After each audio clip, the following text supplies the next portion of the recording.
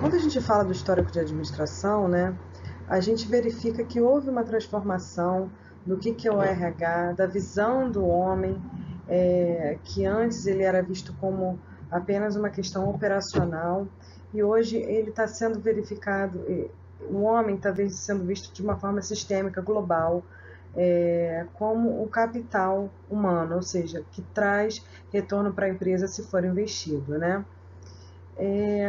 E aí, a área de recursos humanos nos dias de hoje, ela está sendo focada nos seus processos de RH, né? E não mais aquelas funções burocráticas de DP.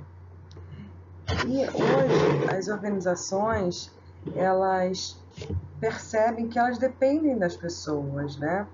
Aquele modelo estratégico do passado, ele se reinventou e ele está hoje funcionando como uma administração estratégica, ou seja, ele tem que ser alinhado às estratégias da organização, ou seja, a missão, visão, os valores, objetivos, que são as questões das metas organizacionais a longo prazo, né? Então ele tem que estar alinhado às estratégias, às metas do funcionário, até para o funcionário saber qual o papel dele naquela organizacional, para assim ele saber efetivamente o que vai fazer com isso, aumentar sua produtividade. E aí, com isso, a empresa garante que ela vai ter uma sobrevivência nesse mercado tão competitivo e acirrado e vai gerar vantagem competitiva, se ela investir e ter esse olhar para o seu funcionário. Quando a gente fala da era do conhecimento, que é a era atual que a gente vive, são aquelas questões que são voltadas com esse olhar para o funcionário e incluir esse funcionário no planejamento, na tomada de decisão, na solução dos problemas empresariais. Ou seja, o funcionário ele tem que se sentir um ser participante dentro daquela organização. E aí, para você administrar esse funcionário, esses talentos, né, não é uma questão fácil, até porque existe uma escassez de talentos, existe uma escassez de habilidades e competências e atitudes que são procuradas nas empresas, ou seja, muitas vezes ele tem um funcionário, mas esse funcionário e todo aquele preparo do funcionário não está alinhado com o que a empresa quer. Então, para tal, a empresa precisa manter esses funcionários ou contratar novos, ou então trabalhando esse funcionário que ela tem. Como é que ela vai trabalhar? Ela vai treinar, ela vai capacitar, né? Então, para isso, esse RH ele tem que ser estratégico, né? Ele tem que estar agregando pessoas, ele tem que estar aplicando pessoas, ou seja, como é que ele vai agregar? Ele vai recrutar. Como é que ele vai aplicar? Ele vai desenhar os seus cargos. Como é que ele vai recompensar? Ele vai ver benefícios, remuneração. Como vai estar desenvolvendo e mantendo, treinando, capacitando as pessoas, né? E monitorando. Para quê? Para a gente ter todo um feedback de como está esse processo, para a gente rodar todo um ciclo, verificar se a gente vai precisar fazer melhorias ou não. Quando a gente fala da administração de recursos humanos, a gente tem um conjunto de políticas e práticas, tá? E aí a gente está conduzindo essas questões relacionadas a pessoas em todos aqueles processos que eu falei anteriormente, né? Recrutamento, seleção, treinamento, recompensas e avaliação de desempenho. E aí, o grande desafio da área de RH é estar alinhando todas essas questões de recursos humanos ao plano estratégico, aos objetivos do que a empresa quer ser lá na frente, né? Então, o planejamento de recursos humanos, ele é super importante para a empresa conseguir prever suas necessidades no futuro, a longo prazo. Então, a gente consegue definir o planejamento de RH como um processo de gestão para estar alinhando as estratégias com todos os objetivos que essa empresa quer alcançar. E aí a empresa tem que ver os seus funcionários, as pessoas, como parceiras, né? Para estar alcançando esses objetivos. E aí, quais são os objetivos da gestão de pessoas? ela precisa ajudar a organização a alcançar suas metas, ela precisa proporcionar competitividade à empresa, ela tem que treinar e motivar as pessoas, ela tem que proporcionar satisfação dos funcionários, ela precisa desenvolver e manter a qualidade de vida do trabalho, administrar a mudança, manter políticas éticas e comportamentos socialmente responsáveis. E aí, com tudo isso, ela vai estar objetivando o lucro para os seus acionistas e manter uma competitividade no mercado. E aí, quando a gente fala de processos de gestão de RH, a gente fala daquelas questões de agregar pessoas, aplicar pessoas, recompensar, desenvolver, manter e monitorar. E aí, aqui nesse quadro tem um detalhamento de cada um desses processos, que é importante vocês estarem com isso em mente, o que cada um desses permeia dentro da área da organização, da estrutura da organização, né? Agora a gente vai estar falando basicamente do processo de agregar pessoas. O que seria esse processo? É quando a gente trata do recrutamento, da seleção, né? A gente, quando contrata, a gente visa contratar pessoas que sejam qualificadas para os cargos que a gente tem disponíveis em aberto dentro da organização. E aí a gente tem que estar antenado para o que está acontecendo no mercado e quais são as exigências que ele tem. Então, a empresa, ela visa uma competitividade, e aí, para isso, ela tem que estar atraindo e estar mantendo esses candidatos que são talentosos. E a empresa está reconhecendo cada vez mais ter um profissional que ele conheça as políticas de gestão de pessoas, focando nos objetivos organizacionais. Então, a gente vai estar diferenciando o que é recrutamento e o que é seleção. O recrutamento, ele é o processo que ele visa atrair os candidatos à vaga. E aí, qual o pensamento da empresa? Ela quer atrair os melhores candidatos, né? Então, é um sistema de informação que ele disponibiliza divulgações para o mercado de recursos humanos estarem visando as suas oportunidades de emprego que ele está querendo preencher. E aí, o mercado ele pode fazer esse processo tanto internamente, externamente, ou combinando os dois processos.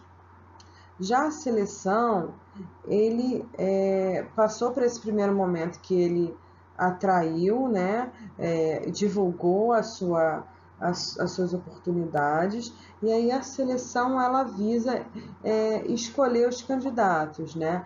E aí ela tem diversos processos seletivos para estar aumentando a eficiência desse desempenho pessoal e da organização em si. Então, o que seria basicamente a diferença, né? Porque a gente conceituou o que seria cada um deles, e aí vamos falar basicamente da diferença entre os dois, né? E aí, o recrutamento, né, ele seria um conjunto de técnicas visando a atenção desses candidatos qualificados, né? E aí pode ser uma divulgação por e-mail, pode ser no jornal, né? Antigamente a gente via muito em jornal, mas hoje basicamente está tudo centralizado na internet, ou um boca a boca, né? Às vezes um coordenador de uma certa empresa comenta com outro gestor que ele está precisando de alguns profissionais, e aí ele indica diversos profissionais, ou então divulga na rede dele. Então, o recrutamento em si são essas ferramentas de comunicação da vaga, né? Já a seleção, né, ela é o processo da contratação, né? Mas o processo da contratação, ela passa por uma etapa do recrutamento em si, né? Que aí ele vai estar selecionando esses candidatos, utilizando técnicas de processo seletivo, que seriam entrevistas, dinâmicas de grupo, provas de conhecimentos, né? E aí, esse processo de agregar pessoas, né, é um processo que que ele deve ser preenchido por pessoas que tenham competências para estar alcançando os objetivos da organização. E quando o processo ele é inadequado, né, as empresas acabam sofrendo com a perda de produtividade, os funcionários eles são alocados num cargo que não condiz com o seu perfil, né? O processo pode ter uma má condução pelos entrevistadores, não tem critérios que são pré-estabelecidos. Então, o processo de recrutamento e seleção é a porta de entrada para a empresa. Então, ali ela tem que estar definindo o que ela quer dos seus funcionários, né, para estar atingindo os seus objetivos estratégicos. Então, esse processo, ele ajuda a empresa a se tornar competitiva, né? Ela vai trazer essas pessoas do mercado para o dia a dia da organização, através desse processo de aplicar pessoas pelo recrutamento e seleção, e aí ela vai estar alocando as pessoas dentro dos diversos departamentos da empresa, para estar se tornando competitiva. E aí o processo de aplicar pessoas, ela visa integrar as pessoas da organização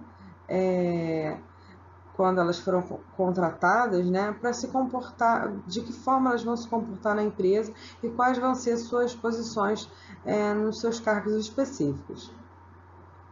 E aí, quando a gente fala de integrar as pessoas, né, assim que elas chegam na empresa, a gente tem que estar divulgando a cultura organizacional. Por quê? Porque essa cultura ela pode estar interferindo no desempenho da empresa. E aí é importante a gente pensar que a cultura ela tem que vir da alta administração, da alta cúpula, e está sendo disseminada para todas as esferas da organização, porque a cultura é um sistema de valores, né? E esse valor tem que ser compartilhado por todos os seus níveis. Então, é importante dizer que a cultura organizacional são suas práticas, os hábitos, os comportamentos, os princípios. E aí é importante que quando a pessoa chega na empresa, tenha esse programa de interação, né? Para estar treinando esses novos membros, para que eles entendam a cultura da empresa, saibam as funções da organização, saibam a forma de se trabalhar, né? Ou seja, qual é o horário de entrada, quais seriam suas principais funções, conhecer a equipe de trabalho, né? Dar as boas-vindas, etc. E aí, quando as pessoas entram na organização, elas vão ocupar um cargo, né? E aí esse cargo, ele foi descrito, foi desenhado para aquela pessoa. Para ela estar, aquela pessoa, ela tem um pensamento para estar atingindo um objetivo estratégico, né? Nada é por acaso. É analisado o perfil do funcionário que vai ser atuante naquele cargo, e o perfil ele tem que estar visando o atingimento dos objetivos estratégicos, para estar alcançando os resultados que a empresa necessita, para estar atingindo suas metas, consequentemente seus lucros. Então, para isso, para esse desenho desse cargo, né, existe a modelagem do cargo, que ela vai estar descrevendo e analisando o cargo em si, né? Ou seja, o que a pessoa vai estar fazendo, quais são as competências para ela estar assumindo esse cargo, né? Quais são os requisitos que ela necessita para estar desenvolvendo essas atividades. E aí, no processo de aplicar pessoas, a pessoa é recebida, ela está desempenhando as suas atividades dentro de um cargo específico, e aí, para esse desempenho, ele tem que ser avaliado, ele tem que ser mensurado, né? E aí a empresa ela tem um processo que se chama avaliação de desempenho, que ela vai estar medindo como é que os seus funcionários eles atuam nesses cargos, tanto individualmente quanto em equipes, para estar avaliando os pontos fortes e fracos do funcionário das equipes, como que esse desempenho pode estar alcançando os objetivos, né? Para quê? Para que a gente avalia o desempenho? para a gente estar, ao final dessa avaliação, a gente vai estar verificando como as pessoas estão dentro do que a empresa visa alcançar. E caso não esteja condizendo com o que ela quer, ela vai estar capacitando esse funcionário, ou então vai estar realocando ele, né? Então, essa avaliação de desempenho é um feedback, um retorno do que você está atuando no seu dia a dia, né?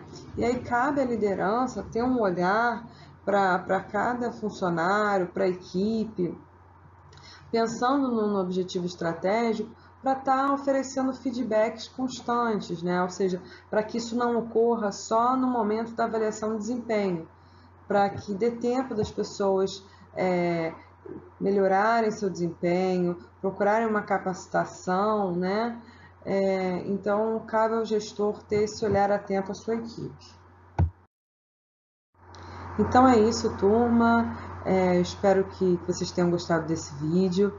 Eu me coloco aqui à disposição, como sempre tenho feito, por mensagens, nos meus dias de plantão, tá? Eu relembro que todo esse aprendizado é em conjunto, a gente está aqui para trocar experiência e para crescer junto. Muito obrigada, tchau, tchau.